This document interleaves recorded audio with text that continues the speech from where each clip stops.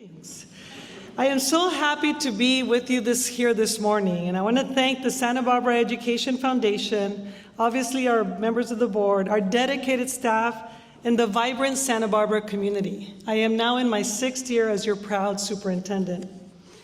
Every year before school starts, all staff gather at the Arlington Theater for a kickoff event.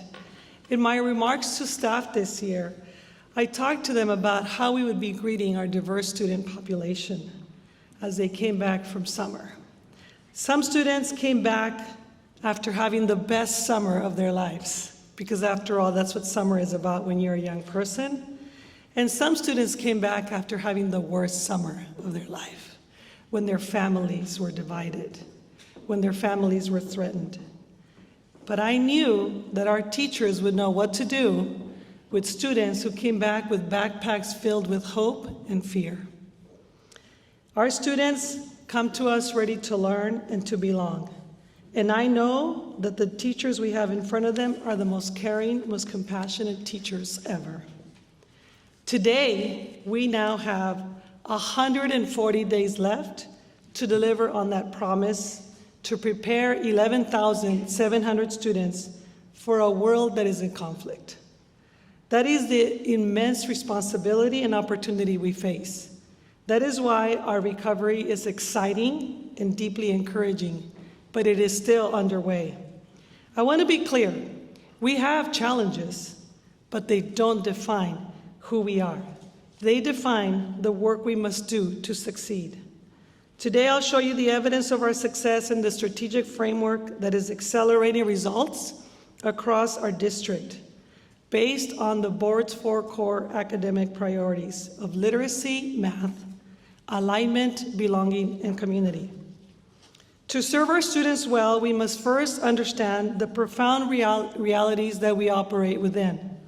We educate, as I said before, about 11,700 students, which include approximately 61% socioeconomically disadvantaged and over 14% emergent multilingual learners. We face deep interconnected challenges that frame our entire outlook. First, the demographic and financial crisis. Enrollment loss, driven by a regional loss of young families, is a huge financial challenge, tightening the revenue that we receive. School budgets are not growing to keep up with the economics of running a school district. Second, there are operational and retention challenges. The high cost of housing makes it difficult to attract and retain the exceptional staff our students deserve. That is why we are actively building employee housing. There is a lack of affordable childcare in our community, which places a massive burden on families and on our students. These challenges are real, but they frame the necessity of the strategic, results-based work we're doing to succeed despite these challenges. Now, as we hold fast to one core belief, rigor is not about what we teach, but how we guarantee learning for every student. Our commitment to accelerating outcomes for all our students is delivered through our focus on literacy and math. We are achieving this by focusing on building teacher capacity through high-quality professional learning and feedback. The good news is that Santa Barbara Unified is successfully challenging the national trend of lagging reading recovery. We now boast the highest test scores of any TK-12 district in Santa Barbara County, and we are performing above state averages. And yes, you can celebrate. And you can have joy even during these times. So please make sure that if you came here, you tell at least 5 people about this very important statistic. These results are a direct result of our focused strategy. We've seen our English language arts score increase to 51.7% of students who are meeting or exceeding the standards. This is a direct result of professional learning, which includes Orrin Gillingham and letters training, which is expanding in the next coming years by starting our own trainer of trainer program so that we don't have to rely on outside trainers to do the work for us, along with the adoption of high-quality instructional materials. Now I need to tell you, reading is one of the most important subjects that I believe we need to teach. But our math scores are not that much better. So we have been focusing on math too. And yet they have grown to 41.4%.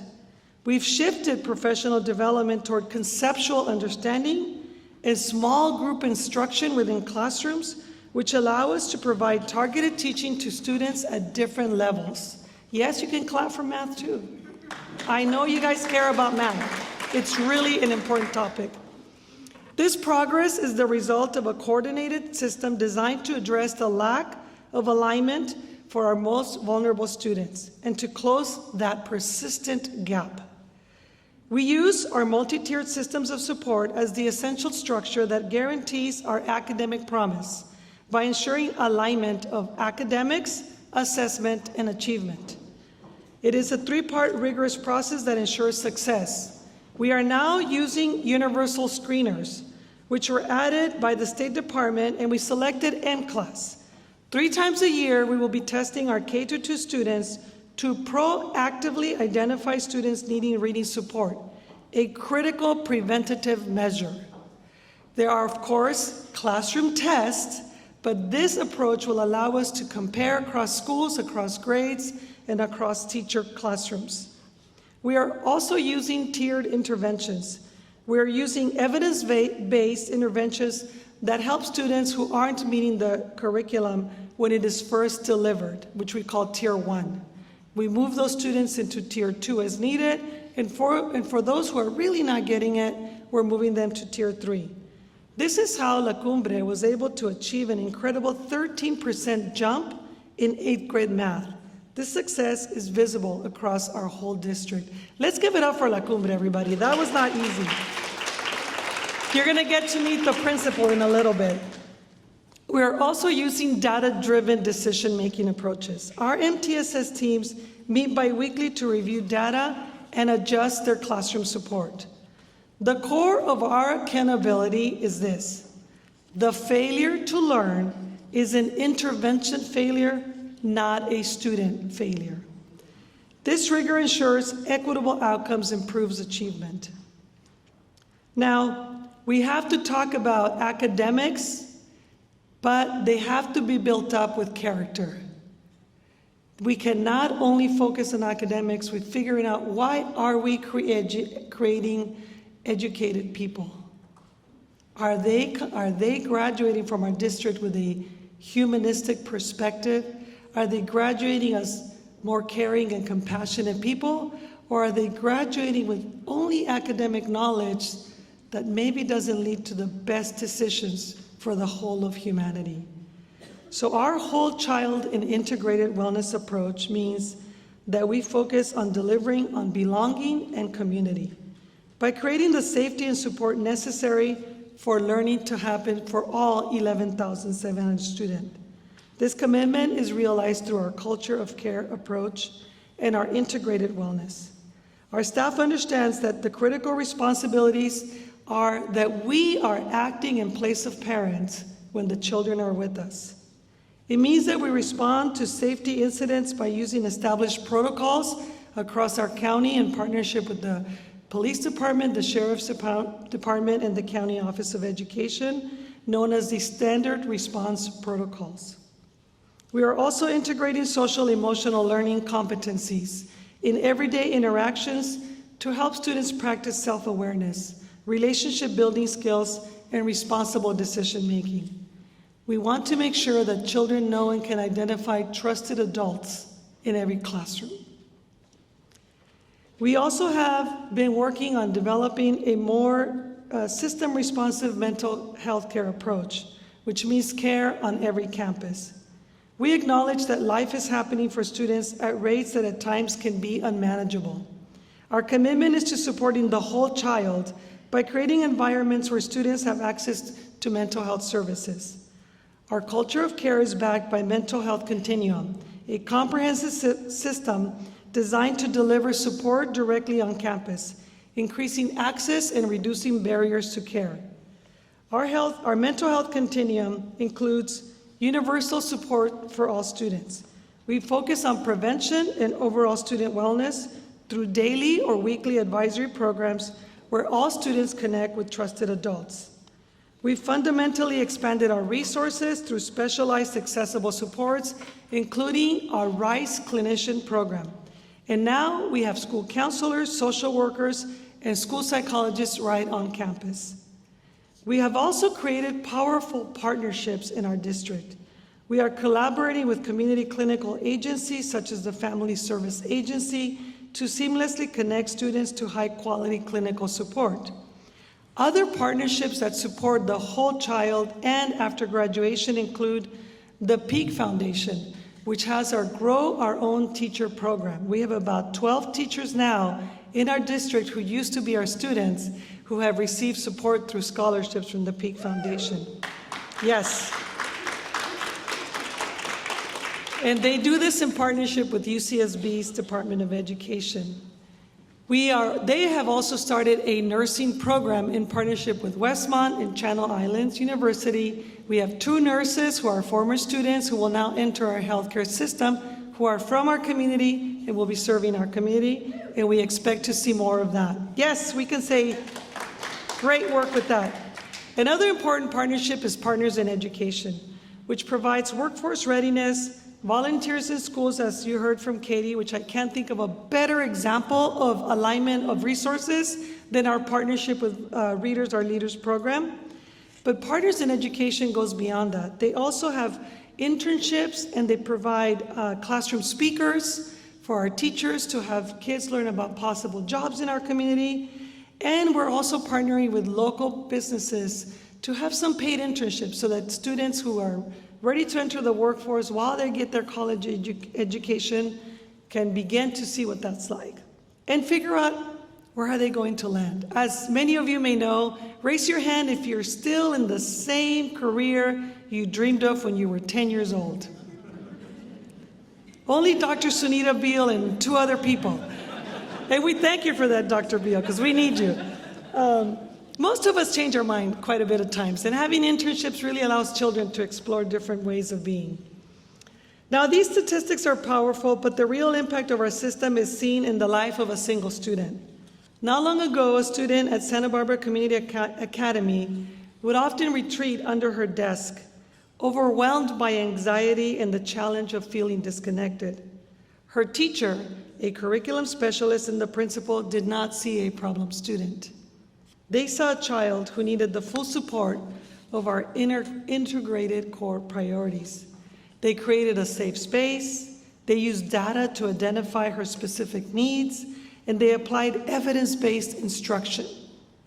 Today, thanks to the unwavering integrated support, that student is no longer under the table. She is sitting at the table. In fact, she is now writing books, fully engaged, articulating complex thoughts, and demonstrating self-efficacy. These are real stories happening in our campus each and every day. In conclusion, I'd like to say that our work ensures that our commitment to the academic pillars of literacy, math, alignment are built upon the essential foundation of belonging and community. We are building a stronger, more resilient system, and we are committed to making the most of every single one of those remaining 140 days to our 11,700 students. We're also excited to announce a major investment in the future of our students. We are starting work on the long-promised plan to build something at the Armory. As you know, the bond was passed with a promise to build a career tech education center, and you'll be hearing more about this work in the days and weeks to come. We invite our community to partner with us in this mission. And we have 3 specific ways we want you to think about joining us today. You can invest, you can volunteer, you can invest in the Santa Barbara Education Foundation, Partners in Education, and you can help us organize a literacy festival this spring. I imagine a day when Santa Barbara will have a whole day, maybe a week, of books in our community, where everybody from 5 to 100 years old can share their writing, can share their stories. We celebrate our local authors, and we show how we care, and we show all our students why literacy matters. So if you're interested in helping us plan this year's first ever community-wide Literacy Spring Festival, there's a QR code where you can tell us who you are. I also invite you to join us for the High School Showcase, November 15th at Earl Warren Showgrounds, where you'll get to hear about all our incredible programs in all our 3 high schools that include programs like IB, the MAD Academy, VADA, DPEA, and you'll hear very soon from our San Marcos High School principal about our Health Careers Academy that's soon to open. And I would be remiss if I didn't also call out our incredible partnership with Santa Barbara City College, which provides dual enrollment courses for our students. And I know from a recent presentation from their president that we have almost tripled our enrollment in their dual enrollment classes just in the last 3 years. So now I'd like to call up our panel for a discussion about some of the topics I've shared with you today. Now you're gonna just bear with us while we do a quick stage shift. Don't move, don't get up, unless you need to take care of yourself. Please welcome to the stage Veronica Binkley, principal of Harding Elementary, Valerie Galindo, principal of Roosevelt, Dr. Bradley Brock, principal of La Cumbre, Principal Dare Holdren from San Marcos, Assistant Superintendent of Education Services, Dr. Sonia Wilson, and UCSB Gewurz School of Education Interim Dean, Dr. Jill Sharkey. Please join me in thanking our amazing panelists.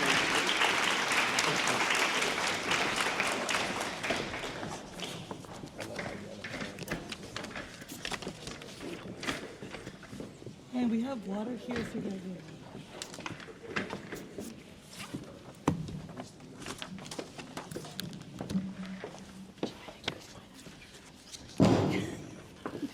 You can sit there. I'll stand.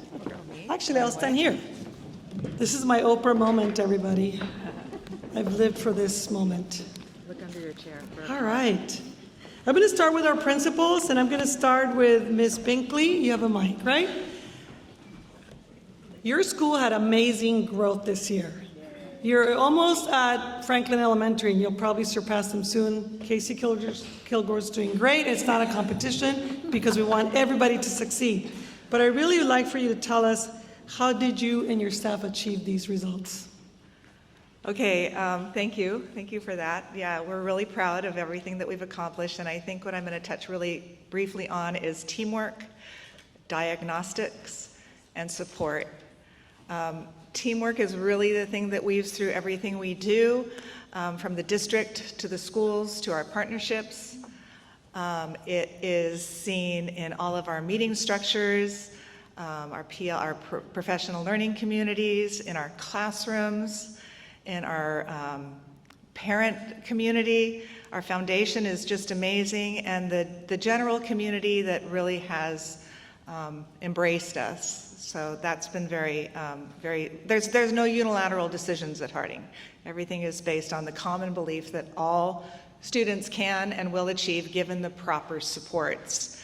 So from that, we look at something that may not be obvious to everybody, but education really is quite diagnostic.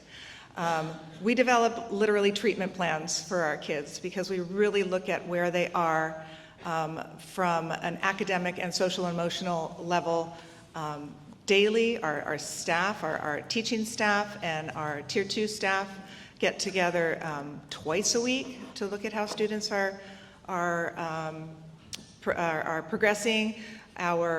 We have an MTSS team, which stands for multi-tiered student support team, that get together once a week to make sure nobody falls through the cracks. And then we have our quarterly MTSS, which looks at, after we have an assessment period, we look at how students are doing. And then we assign our specialists, and we've invested in a very robust Tier 2 team, and also an extension teacher who can work with our kids that are exceeding standards. And while I'm saying this, I just am compelled to say that this is not unique to Harding. This is something that is happening in all of our schools, and you know, it's just, we just had one of those moments where our kids have just gelled and come together. The supports that we've put in place. We are fortunate enough to have an extra layer. We have an incredible think tank here in our community called UCSB. And Ms. Lily Garcia, who is our liaison, sits in with our MTSS teams weekly and quarterly. And together we all design what may be systemic issues in our schools, and programs are then developed through the research projects that support them. We have an amazing program right now happening called Math Games that has moved on to Cleveland School. Cleveland has also seen tremendous results in math. And we have friendship groups, and we have several other things. But truly, I want to attribute everything to teamwork, and that includes teamwork from the district, to diagnostic education, and to the supports that we provide.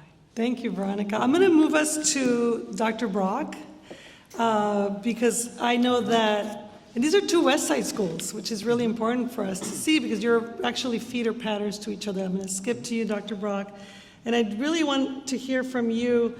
You set a vision for excellence in redefining success for La Cumbre students, and we saw the results of that this year. Tell us about it.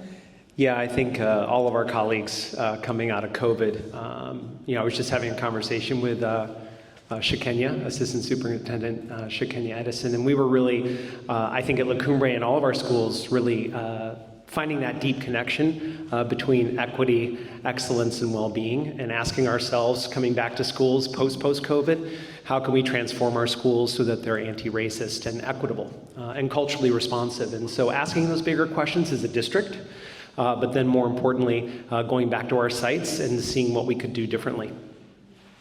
Thank you. I'm going to move us to Valerie, or Ms. Galindo, to talk to us a little bit about the work you've been doing. We know that academics really matter, but you've been doing a lot of work, great work in academics, but you have a different take that you also focus on, which is students' behavior and social emotional learning. Can you tell us about that? Well, we all know that kids who feel connected to school do well at school, and that is something that I believed when I was a teacher, and it's certainly something that I believe as a leader. And so at Roosevelt, we've been really working hard at looking at what do our students need. And students want to be readers, and they want to be mathematicians, and they want to be scientists, but they also want to be good people. And how do you do that at school? Well, we actually have a social emotional curriculum that we're using in Santa Barbara Unified School District. Roosevelt's in its third year of implementation. It's called Second Step, and it teaches kiddos emotional regulation. It teaches them social perspective taking. And that's a really important part of the curriculum. I would actually say it's the base, it's the foundation. We need those things in place for kiddos to participate in a community. And so not only we last year had 100% of our teachers do 100% of the implementation, which was fabulous. And looking, you might be thinking, well, Principal Galindo, how do you monitor or understand how children are doing with social emotional learning? There's not like a test for social emotional learning. Well, we do a survey. All of Santa Barbara Unified School District does a survey. It's called the Panorama Survey. If you're parents, you received it, you filled it out for your family. Students also take it. And it measures how they feel about how they're regulating their own emotions. It measures how they feel about their social perspective taking. We just got the results last night, and I'm very pleased that Roosevelt students grew in 10 of the 14 categories for students. So we are seeing a lot of great growth in that way. So we're really proud about that. Thank you so much, Ms. Galindo. I'm going to turn over to Mr. Holdren. San Marcos High School, you've been the principal there 3 years now, and we know that our school systems are facing whole system responses, but you have an incredible vision. When you got to San Marcos High School, you're the second generation to graduate from San Marcos High School, and now you're the principal. And I think it's just so incredibly warm and just incredible that you've become our leader, and we're so proud of you. But you're looking at building community wellness. Tell us about how you got great results, because you also improved academics, but you also have a vision that you're working on that we really want the community to hear about, because we're asking for some support, aren't we? Yeah, let me address the academics first, if you don't mind. Yeah. I did graduate from San Marcos back in 1947. No, I'm just kidding. But and my parents did graduate from there. And I want to point out that the incredible thing I think about our progress is that we are public schools. And I don't know that we think about that often, that we take every single kid that walks in the door. And I am incredibly proud to be a part of that tradition in our society and in our country. And I love the work that everybody is doing. I would say for us, and we've had significant growth over the past 4 years with our math and our English, the main factor really is the teachers. So I can have a small part in that as the administrator with alignment and making sure we're working together and collaborating, and that's important. But the teachers working each and every day with these students that are coming with a wide variety of skill levels is really what is driving all of this growth. So let's give it up for the teachers. Yeah, absolutely. They're teaching today, so. And similar to what Valerie said about Panorama, we're experiencing lots of growth ourselves. We went up in 11 of the 14 areas. We're in the 90th percentile for schools similar to us as far as culture. We are in the 80th percentile for school safety for similar schools to us. Our teachers recognize that we have a positive school culture. We're in the 80th percentile for teachers identifying a positive culture. And all of these things, I think, work together to help improve our school and all of our schools. As far as the Building Community Wellness Project, it's pretty amazing. It's a two-part project. Number one, we are re-envisioning our wellness center as the hub of mental, social, physical health. So we're going to redo that whole building, and we're then going to attach it to our program, the Health Careers Academy. And what we're going to do is we're going to build a mini campus for our Health Careers Academy so that we can expand that academy. For 20 years now, the Health Careers Academy has been producing healthcare workers for our community, but we know there's a need for many, many more health career workers out there. We've been in discussions with many people. We've had listening sessions led by Dr. Maldonado herself, which we really appreciate. And what we are doing is we are implementing a new curriculum. It's a hands-on, it's an experiential curriculum called Project Lead the Way, that we're going to have a 4-year program in biomedical sciences, which is the biggest word I'm going to use today, I promise. It's going to transform our academy, which we are expanding to 9th grade starting next year. And as part of this project, it's a $10.5 million project. The district has dedicated $5.5 million in bond money to that. We've raised already another $2+ million, and in the next month or so, I expect to announce some bigger donations as well. We're working with community partners. But we're already being supported by Cottage Health, by the Bauer Foundation. We've got our Methuen Foundation folks here who gave $1.5 million to that project. I really appreciate the John C. Methuen Foundation. And we're just announcing now, we have a cool partnership with Westmont College. Westmont has told us that starting this year, any student graduating the Health Careers Academy with a 3.3 or above will get automatic admission into the university with at least $15,000 in site financial aid.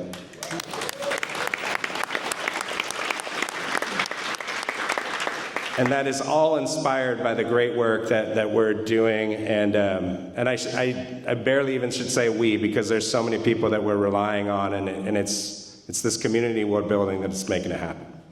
Thank you, Mr. Holdren. I'm going to turn to our Assistant Superintendent of Education Services, Dr. Wilson. I'm going to ask you to talk about this work through the lens of how we think about the work from a systems level, and really how that work is expected to reach the child at the classroom level, so that for people who are not working at systems work the way that we do can understand how we've created alignment amongst ourselves. If you notice, everyone, the principals that are up here also recognize that all of our principals are one big team. So this is what Santa Barbara Unified looks like. One K-12 system that really takes care of all children from 5 years old to 18 years old. And some of that work requires some coordination and support. Yes, great. Thank you, Dr. Maldonado. Some of the words that have been used today and that you've heard is coordination, interrelatedness, coherence, alignment. These are all key words to really describe the work that we do across the district, whether it's at the site level or at the district level. And that work really involves looking at key systems in the organization. For example, professional learning, curriculum and instruction, our leadership development, our professional learning communities. Realizing that these operate sometimes in isolation and they exist across every school system. But the work that we do each and every year as we continue this journey together is to build more alignment across them. So let me give you a quick example. Last year we implemented a math curriculum, a new math curriculum called Amplify Desmos at the junior high level. So the coordination and the coherence that we built around it was to introduce at the same time a new assessment, what we call IXL diagnostic. This assessment helped us track over time how students were doing with grade level standards. In addition to the assessment, we also built and designed our professional learning to help support teachers with implementing the curriculum. We also worked as a leadership team to help build our capacity to know and understand what the curriculum should look like in the classroom as principals were observing instruction. And then also at the junior high level, they began small group instruction as an intervention across the math classrooms. So that was a coordination of all of those systems working together to help move and drive the results that we were looking at and the instruction and the experience that we want for our students in our math classrooms. Now, as we continue moving that work forward, and as we think of each year and also within the year, it's about, think of a knob on a microscope, that small scale focus knob. That knob we want to use to look closer and to actually bring things into focus even more. So each year what we're doing is we're getting a new dimension and new clarity to make adjustments to help support that system's coherence. An example of that would be this year in literacy for our elementary sites, they've implemented the M-Class screener. That screener, as you may have heard and as you'll hear from our teachers and our leaders, that screener is monumental, meaning that it does give that focus and clarity on the early literacy skills that our teachers need to know about in order to respond to the developmental needs of our student. So it provides that clearer focus and clarity so that we can make adjustments and support students in the best way that we can. So that is just a couple of examples that really speak to the coherence work and the ongoing work to go deeper and deeper, not to do new things, but to really bring a closer clarity on the things we're already doing and help us respond to the needs of our students. Thank you, Dr. Wilson. And of course, I have the incredible Dr. Jill Sharkey, who's been with us at least since I got here through COVID and everything else. You've been an incredible partner to the school district, and I thank you for all of that work. Can you give us examples of how alignment, agency, and action came together recently at Harding and all the great work you're doing with us? Absolutely. Thank you, Dr. Maldonado. It's a super pleasure and honor to be here. 20 years ago, I was a school psychologist at Washington Elementary, Roosevelt, and the Santa Barbara Community Academy. And today, I'm a parent of a student at San Marcos. I would say go Royals, but my son graduated from Santa Barbara High, and once a Don, always a Don, so it's a little confusing. They do get along, but I'm not sure whether to wear green or red on any given day. Today I'm a Don. But yeah, so I have been at UCSB for many years, and we have enjoyed a partnership with Santa Barbara. Just a little bit of context about our school, the Govert School of Education at UC Santa Barbara. I know our building is out off on that beautiful peninsula, but for our school, it's the community that is the research partners and the people who we want to serve and make innovations and make equity and social justice and work better for children and youth and adults.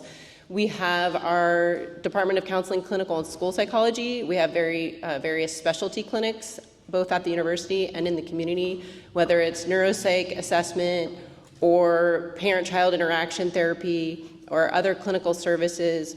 We also have our Department of Education, where we train educators in science and technology or math or reading and literacy, and we bring those practices into our partnership schools. And we also have our teacher education program, which feeds right into our districts and brings teachers to the district. So this community is our partner, our most valued partner. And just speaking about agency and alignment, I want to talk about a little bit about how Harding Partnership works. And Veronica mentioned that we have these MTSS meetings where we look at student data and determine where some needs need to be linked in. And sometimes the school has all the expertise they need to provide those interventions, and sometimes there's a gap. And so Lily, our outreach coordinator, will come back to our building and say, which faculty have expertise in this area? How can we link this into the program at Harding? How can we test it and make sure it's working and then build it up and expand this service? And so an example was with our math games project with our faculty member, Rachel Lambert. She's an educator, special educator, and with expertise in math. And the district came to her and said, hey, we need help making math fun and interesting for all of our students. Coming out of COVID, the gap in how students are doing, the differences of their abilities is so different, and not all kids love math. And we don't think providing a computer app is going to help. Kids are already too much on technological devices. We want it to be interpersonal and fun. And so Rachel said, you know what, I love this idea of games. Who doesn't love games? Let's make math games fun and align them with the curriculum standards, put students into groups, and have them play these games where they're having to say out loud the steps of the math that they're learning, whether it's fractions or multiplication, addition, and it's integrated into the game. And by speaking out loud and talking about how the math problem was solved, kids who are more advanced can kind of share what they're thinking, so kids who are still learning those concepts get to see and hear how it's happening or unfolding for the other students. And so through that work, the teachers were excited at seeing how interested and engaged the students are. They were learning to love math more universally. Even the students who had learning difficulties or dyslexia were learning math in ways that they hadn't before. And then teachers were coming and saying, well, how do I learn how to do this? And how can I get our paraprofessionals, our aides, our special education teachers doing that? So now Rachel's doing not only bringing in undergrads who she's trained in these concepts, but also training the district staff. And we now have the program both at Harding and at Cleveland. And she's going around the country talking about this, so we're hoping it can spread further than the district, which is always our goal. Thank you so much. Can we thank our panel, everybody? I cannot be so proud of every single one of the leaders, every single teacher, every single staff member that works at Santa Barbara Unified. And I know that many of them are graduates of our incredible school district. And I want to ask you to please, when you see a teacher, thank them. When you see our staff member, thank them. When you see our leader, thank them. Because everybody is really working very hard, and they're working together to make things happen for our students, who will be sitting here 15, 20 years from now, listening to another superintendent, developing solutions, hopefully finding cures for the things that ail us today, which could be cancer or could just be hate. So please join me in thanking everyone at Santa Barbara Unified. At this point, I think we're going to turn it over to questions from the audience, and we're staying up here. I'm looking for Katie or Ed to give me directions. Katie's coming up. There you go. Right, I just want to make one correction. I think you said the Academy Showcase was November 15th. It's actually November 5th. Thank you. Okay. Yes. One of my favorite events, so you got to check it out. Okay, thank you so much for submitting. Yeah, let's switch a room. Submitting questions. We had two that were very similar, so we blended this one. With so much research supporting outdoor learning to improve STEAM student performance, how do you hope to implement those experiences for our children? Sure. With so much research supporting outdoor learning to improve STEAM student performance, how do you hope to implement those experiences for children? Great question. This was something that was really important to us about 5 years ago, and I talked a little bit about teamwork, and this did involve a huge team. We understand how play really does include academic learning, it includes social and emotional learning, it includes language development, and oftentimes if kids are just running around a play structure, they are doing exactly that, just running around a play structure and screaming and such. So we really wanted to bring an outdoor classroom experience to Harding, and we wrote a grant, and that grant was supported by the first 5 of Santa Barbara, but we also got supported through the Santa Barbara Ed Foundation, through the Women's Fund. There were various other grants that had to be put together to build an amazing outdoor education space at Harding School, where I have watched students actually change in their interaction in the outdoors, in nature. So students would run into the playground years ago before we had this space, and they would literally just scream and chase each other. Now, they still run in screaming because they're very excited, but they dissipate. It's very interesting. They go into their little areas and they begin doing what they want to do. They take things out of cabinets. They might bring out little microscopes. They could be searching for pollinators. They might be grabbing some water cans to water some plants. And throughout the whole time, they are talking to each other and they are helping each other, and teachers will bring out things to support their learning from in the classroom. So this is not only for our littles. We do have it on our, what we call the little side of campus, but it goes all the way to 2nd grade, and a lot of our older kids that just need time to regulate, maybe they just need a break, they will go out there because it is a place of calm and serenity.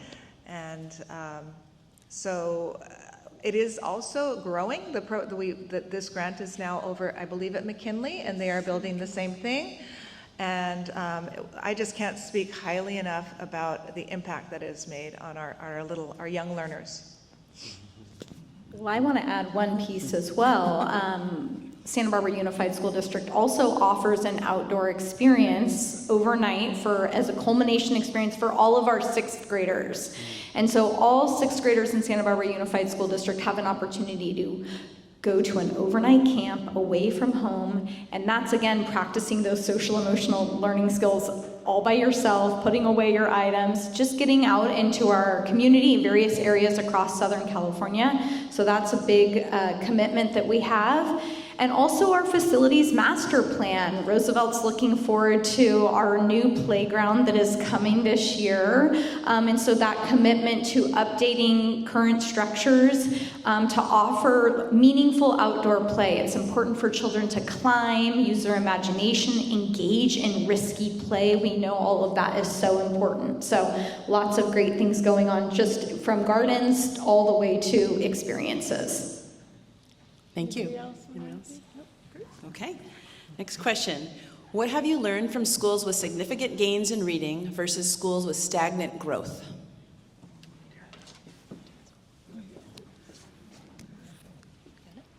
I think the question is a little bit about what we just talked about. Aligning our practices, collaborating as a professional learning community where we share our resources with each other. And I'm proud to say we have not had stagnant growth, or we're not having stagnant schools anymore. We actually have all our schools with having incredible gains. Some are going faster than others, but we're definitely constantly sharing practices. We are engaged in a partnership with the Annie Casey Foundation, and we've been training all our leaders, all our principals, our managers, both sides of the house, on something called results-based leadership work, where we go through an equitable results sequence approach and look at the factors that impact change. We look at things that we believe are going to make gains. We go through a small test of change, and they do it in teams of elementary principals together, junior high school principals together, high school principals together, And that's how we're beginning to share all the great work so that everybody's growing together, and we're starting to see that. Wonderful. Did you want to add something? Yeah.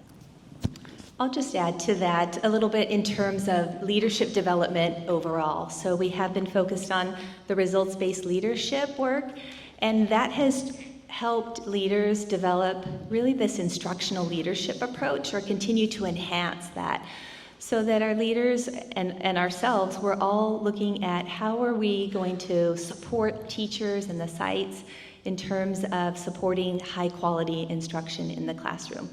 Now, that's messy work. It's not easy, it's complex, it's not linear, and it requires brave and courageous leadership.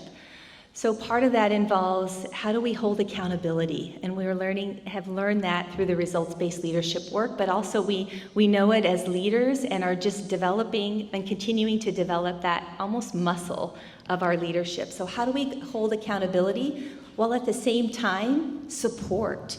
So there's these two kind of balancing act dimensions of leadership that are happening. We want to support, and at the same time, we want to hold high standards and accountability to move those results forward.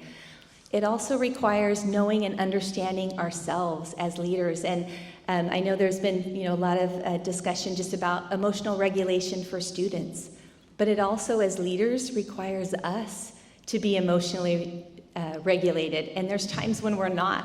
We're human. There's a lot of stress that's happening at the school sites and in the classrooms, and we have natural, normal human stress response. And so it's learning that part of ourselves as leaders so that we know how to move through our stress response, help each other and support, and help carry those burdens and help each other just move through any challenges. You've heard a lot about the teamwork that it takes to do that.